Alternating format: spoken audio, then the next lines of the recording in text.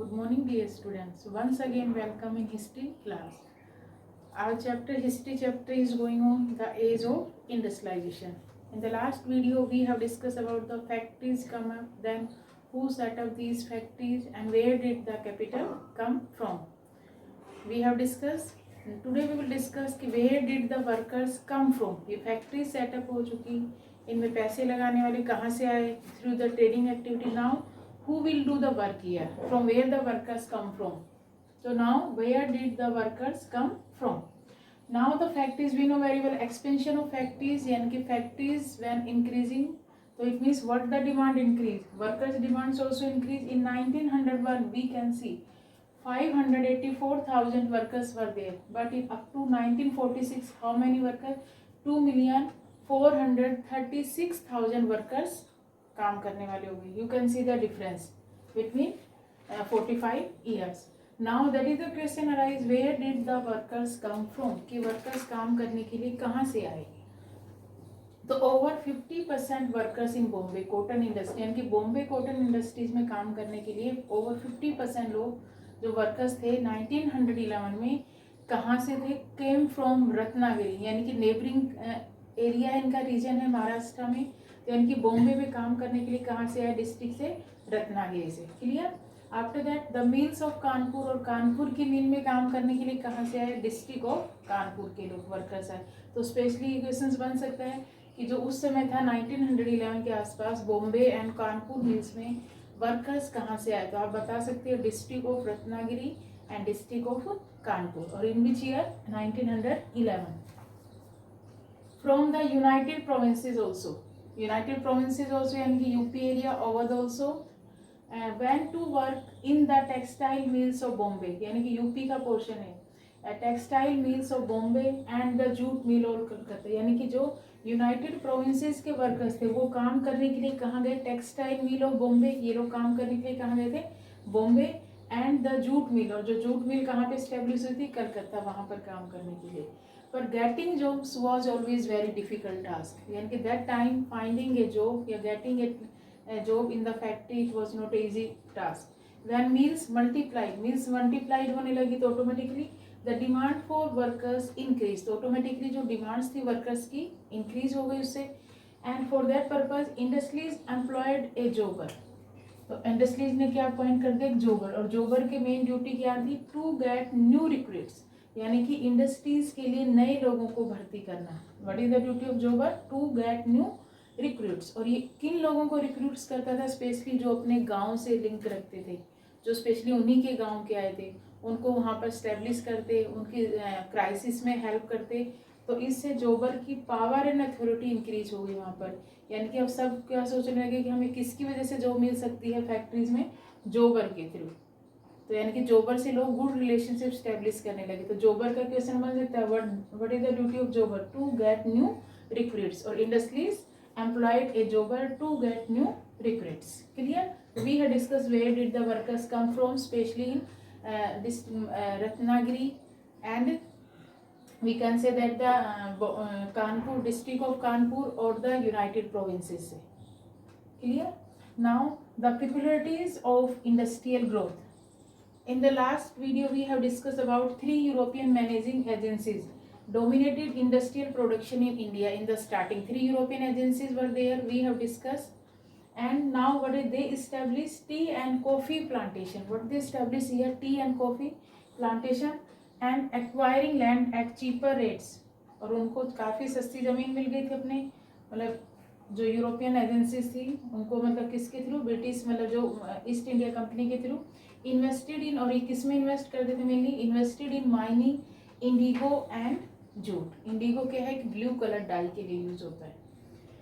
But first decade of the 20th century, यानी कि first decade of the 20th century, what changes came, a series of changes affected the industrialisation. कि how that as the Swadeshi movement became popular, when the Swadeshi movement became popular in our country, so what mobilized people, what they have done, to boycott foreign clothes. उन्होंने foreign clothes का क्या करना शुरू कर दिया, यहाँ पर बहिष्कार करने की, we will not use the foreign clothes.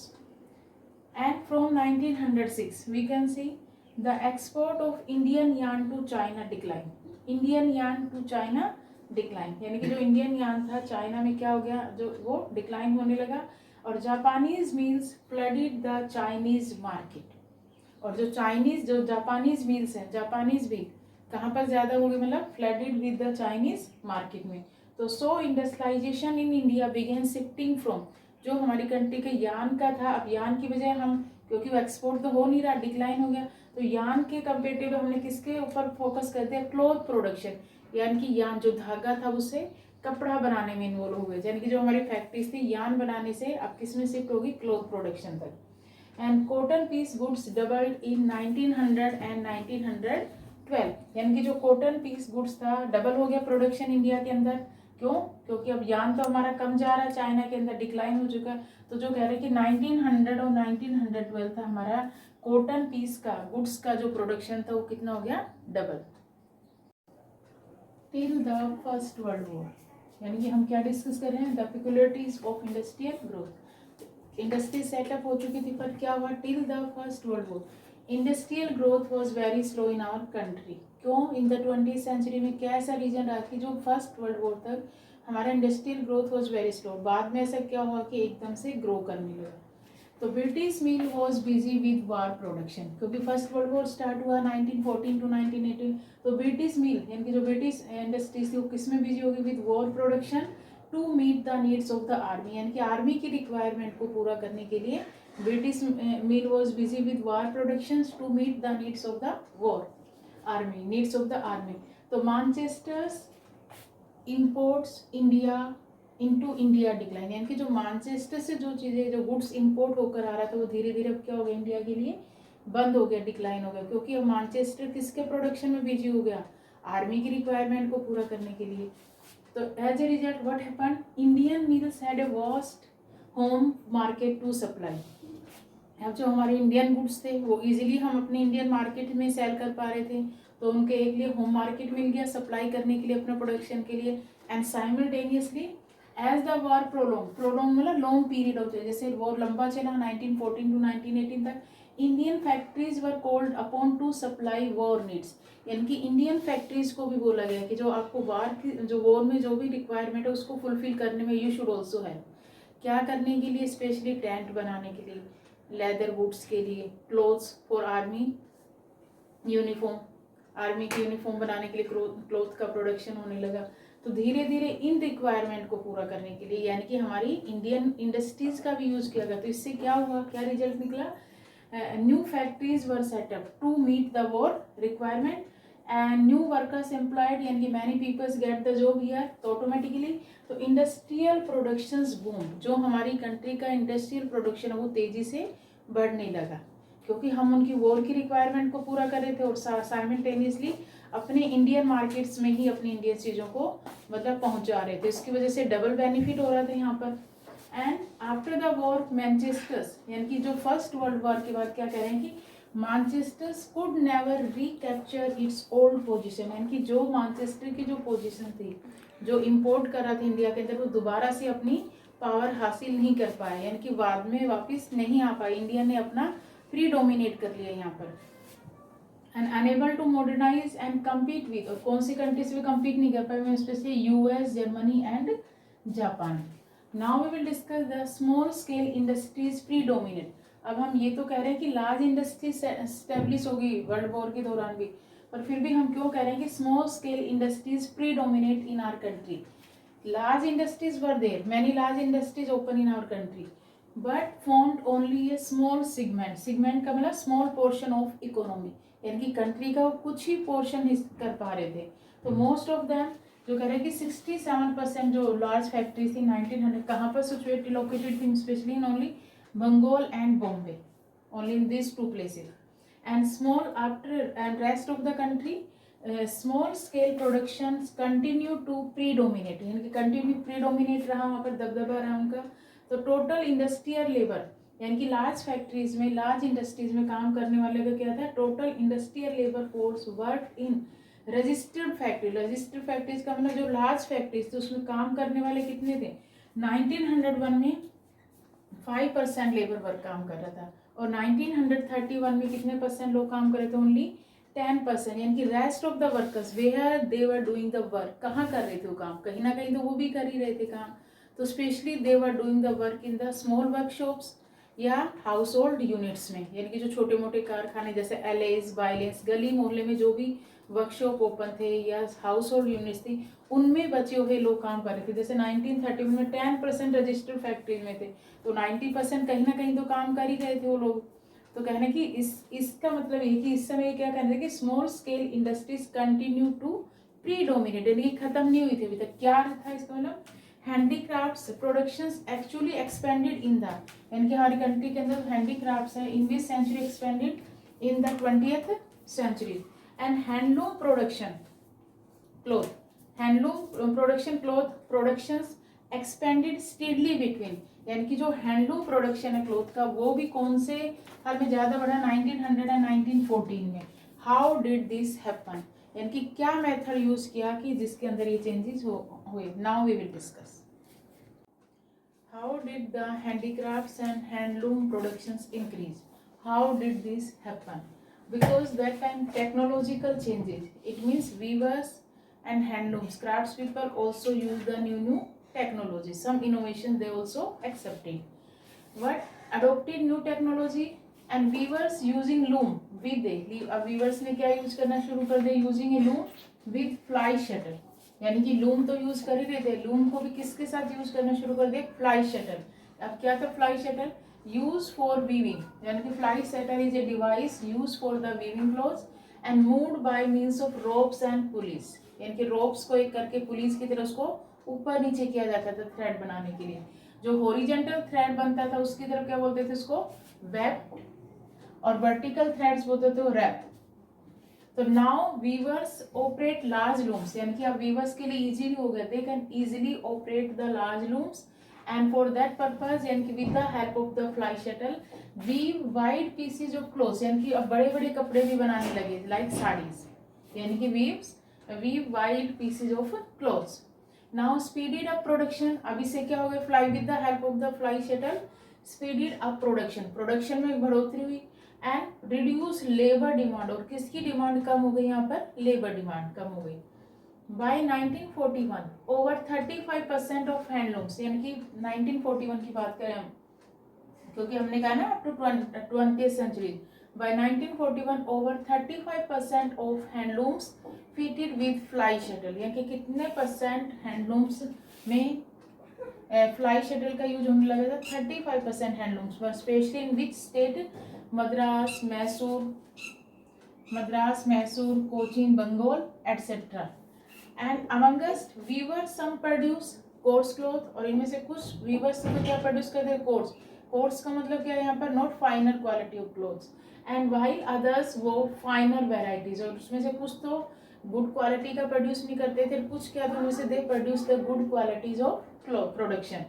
And famines, simultaneously famines also occurred here, but famines didn't affect the sale of Banarsis or Baluchari sarees, these are the sarees variety। Banarasi यानी कि famines यानी कि shortage of food भी उनकी यानी कि साड़ीज के cell को अफेक्ट नहीं कर पा रहे थे। Saris with woven borders, saris पूरे मतलब बॉर्डर के साथ बुनी जाती थी, और द फेमस लुंगीज एंड हैंडकरचिप्स, यानी कि फेमस लुंगीज और हैंडकरचिप्स कहाँ के फेमस थे उस समय, वहाँ Madras.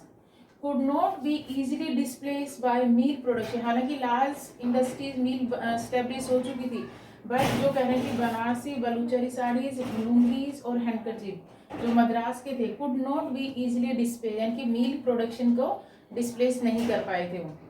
And weavers, but after that weavers and other crafts peoples continue to expand their production, continuously अपने मतलब प्रोडक्शन को एक्सपेंड कर रहे थे, but after that they didn't necessarily prosper, after that they lived not a good conditions, यानी कि they were not living in a good condition, why they lived hard lives and for that purpose worked long hours, हालांकि fly shuttle उनके लिए use होने लगा device, उस पर काफी लंबा काम करने, हार्ड लाइफ थी उनकी, और work long hours, but after that they were not living a prosperous life, why, because entire household, what is the meaning of entire household, including women and children also involved in this activity, had to work at various stages of the production of process, यानी कि जो weaving का process it was a long process. इस production में including women's यानी कि man women and children also involve, यानी कि फैमिली मेंबर को सभी को इन्वॉल्व करना पड़ता था और they that's why they were lived a very hard life. So how did this happen, हमने देखा कि वीवर्स की लाइफ थोड़ी सी चेंज किसकी वजह से, यानी कि लूम के साथ वो किसका यूज करने लगे, फ्लाई शटल का यूज करने लगे। Clear. Now we will discuss the last topic, markets for goods. Now we will discuss the last topic, market for goods. यानी कि अब क्या हुआ, British manufacturers attempted to take over the Indian market. अब जो British manufacturers थे उन्होंने पूरी इंडियन मार्केट को अपने कैप्चर में ले लिया है उस समय तक। तो now people are persuaded to buy new products. अब प्रोडक्शंस तो खूब हो रहा था, then how they will agree to the people you should have to purchase and use this product. So this is the simple answer we should use. Nowadays we are also using the advertisement, and advertisement is the best method. Through advertisements make products appear desirable and necessary. When we also watch the advertisement we will also think sometimes okay that cream is very good for me and without cream or without any supplement I cannot survive. When we will watch the advertisement, और advertisement में they affect our mind and heart, यानी कि बार बार हमारे दिल और दिमाग पर इतना छाप छोड़ जाते हैं, इम्प्रिंट छोड़ जाते हैं किसी भी प्रोडक्ट का कि देन वी विल फील कि that product is very necessary and desirable, कि इस प्रोडक्ट के बिना तो मैं रह ही नहीं सकता हूँ, किसके बिना तो मेरा काम चल ही नहीं सकता है। तो एडवर्टीजमेंट हमारे प्रोडक्ट को क्या बना देती है, advertisement make products appear desirable necessary, यानी कि these are very necessary without we can not survive this product. तो यानी how we can do the advertisement through newspapers, magazines, hoardings के मतलब बड़े बड़े वॉल के ऊपर लगा देना, बाहर एडवर्टीजमेंट, स्ट्रीट वॉल्स पे कुछ पेस्ट कर देना, टेलीविजन के through et cetera. They put labels on the cloth bundles, और साथ ही साथ क्या करते थे British manufacture specially Manchester's industries, they put labels on the cloth bundles, यानी कि क्लॉथ बंडल्स के ऊपर एक लेबल लगा देते थे। जैसे आप ही अब खरीद के लाते हो अगर क्लोथ्स, तो उसके छोटे बच्चों का मोस्टली खरीद के लाते हैं जीनी एंड जोनी, ये हमारा लिखा हुआ रहता है कि आप शूज लाते हो नाइक के हैं, स्पार्क्स के हैं, तो एक लेबल लगा हुआ है बड़े बड़े बोल्ड लेटर में, ताकि आपको देख के पता चल जाता है कि उस प्रोडक्ट की क्वालिटी के बारे में कि हाँ भाई मुझे तो यही प्रोडक्ट लेना है। तो it means they put labels on the cloth bundles, और that label was also used to mark. और वो लेबल क्यों लगाया जाता है, because to be a mark of the quality, क्योंकि उस लेबल को देख के हम उस शूज को या क्लोथ्स को परचेज करते हैं, ताकि हमें पता चलता है कि इसकी ये क्वालिटी है। जैसे सेम जूस है, हमारे पास एक रियल जूस है और एक हमारे पास कोई और आपका जो लोकल कंपनी है, तो मोस्टली हम में से क्या चूज करेंगे उसमें से, रियल कंपनी का, क्योंकि हमें पता है कि थोड़ा सा ट्रस्टेबल है, क्वालिटी इसकी ठीक है कंपेरेटिवली टू द जो लोकल है। तो यानी कि लेबल किसको रिप्रेजेंट कर रहा है, label was also used to a mark of the quality. तो दैट्स व्हाई दोज प्रोड्यूस, यानी कि those cloths made in the Manchester, they were written in the bold letter made in Manchester. क्या लिखा रहता था बोल्ड लेटर में कि कहाँ बना हुआ है, made in Manchester in bold letters. तो देन बायर्स फील, बायर्स को क्या फील होता था जो उसको परचेज करते, feel confident about buying the cloth, कि हाँ अभी पता है कि मैनचेस्टर में बना है तो उसकी क्वालिटी अच्छी होगी। तो that's why buyers when they are purchasing this type of clothes they feel very confident, that's why they written in the bold letters made in Manchester. And after that what they are using for the other, they also carried images and beautifully illustrated, यानी with example, अच्छे से bold bold pictures में के through भी मतलब advertisement किया गया। और इसके लिए images of god and goddesses appeared on these labels, यानी कि इंडिया में सामान बेचने के लिए उन्होंने किसका यूज किया, गॉड एंड गॉडेसेस, ताकि जो हमारी इमोशनल फीलिंग्स है उनको कैसे को रिलेट करके कि सामान को बेचा जाए, लोगों को लगेगा अच्छा ये तो हमारे ही भगवान, अच्छा इस प्रोडक्ट के ऊपर कार्तिकेय की फोटो है, इसके ऊपर लक्ष्मी जी की फोटो है, इसके ऊपर कृष्णा जी की फोटो है, तो अच्छा ये तो हमारे इंडिया का है, इंडिया के हमारे गॉड गॉडेसी, तो यानी कि हमें ये प्रोडक्ट जरूर खरीदना चाहिए, इसका मतलब प्रोडक्ट बहुत अच्छा है। तो that's why they were using the images of god and goddesses appeared on these labels. The imprinted image of Krishna और Saraswati to make the manufacture from a foreign land appeared familiar to Indian people, यानी कि जो foreign land में produce हो रहे हैं, production हो रहा है क्लोथ्स का, फिर भी उनके ऊपर किसकी इमेज बनाई हुई है, कृष्णा और सरस्वती माता। क्यों, Why? To make the manufacture from a foreign land appear familiar to Indian people. क्योंकि Indian people अपने god and goddesses से familiar हैं, तो it means they can easily purchase these products. In the late 19th century, manufacturers were printing calendar to popularize their product. यानी कि the late 19th century for the in advertisement और क्या use करने लगे, तो printing calendar also use to popularise their product. जैसे घर घर में जाके कैलेंडर रहेंगे तो हम बार बार उस कैलेंडर को देखेंगे, अच्छा उस प्रोडक्ट की फोटो लगी हुई तो हमारा मन करेगा कि एक बार हम इसको जरूर यूज करना चाहिए. And same unlike newspapers and magazines were used by people who could not read. यानी कि बार मैगजीन्स में न्यूज़पेपर में बार बार में इमेजेस को देखते, जो लोग पढ़े लिखे नहीं तो वो भी समझ आते थे कि हाँ ये किस चीज़ का प्रोडक्ट है, क्या कहना चाह रहे हैं, इसकी क्या क्वालिटी है. Unlike the images of gods, यानी कि गॉड एंड गॉडेसेस के इमेजेस के अलावा और किसकी पिक्चर लगाते थे images, figures of nawabs, empress and adorned advertisements and calendars में. If you respect the royal figure, अगर हम किसी रॉयल फिगर को अगर रेस्पेक्ट दे रहे हैं किसी सॉरी एम्परर या एम्प्रेसिस को, तो रॉयल फिगर तो it mean then respect the product. तो हमें यानी कि जिस प्रोडक्ट के ऊपर उस रॉयल फिगर की फोटो है, यानी कि महाराजा रणजीत सिंह की भी लगी रहती थी मैनचेस्टर में जो प्रोडक्शन हो रहा है, तो उसका मतलब हम अपनी कंट्री के रॉयल फिगर को इंपॉर्टेंस दे रहे हैं उस प्रोडक्ट को परचेज करके. तो इससे तो किसको बेनिफिट हो रहा है, ब्रिटिशर्स को ही हो रहा है. And when the product was being used by Kings, और अगर कोई प्रोडक्ट को किंग्स यूज कर रहा है तो हम क्या सोचते थे कि its quality could not be question. तो it means that product quality wise is very good, we can not make any questions on that product, कि हम उसके ऊपर तो कोई क्वेश्चंस लगाए नहीं, क्योंकि ये तो क्या बन गया, किंग्स इसको यूज कर रहे हैं, कि रॉयल फैमिली के लोग यूज करते हैं. It means automatically product will be good. तो dear students, we have discuss the last topic market for goods. तो we have discuss about the what for that selling their products, which method they had adopted, how the people agreed to use this product through advertisement. They appear, और advertisement से क्या products appear desirable and necessary. यानी कि Manchester Industries what they were using for, यानी कि they were using the label on the cloth bundles, or that label was showing the quality of the clothes, or that is written in the bold letters made in Manchester. And for that purpose, for the selling their products, they were using the images of god and goddesses, yani ki they want to attach the emotional feelings of the people. So that's why they were using the Krishna and the Saraswati pictures on the product. And even the royal patronage figures they were also using, जैसे महाराजा रणजीत सिंह. और if any king is using that product, so it means its quality could not be questioned. So automatically that product is very good. So dear students, we have discussed the chapter the age of industrializations, main and important topics we have discussed for the NTSC purpose. Thank you.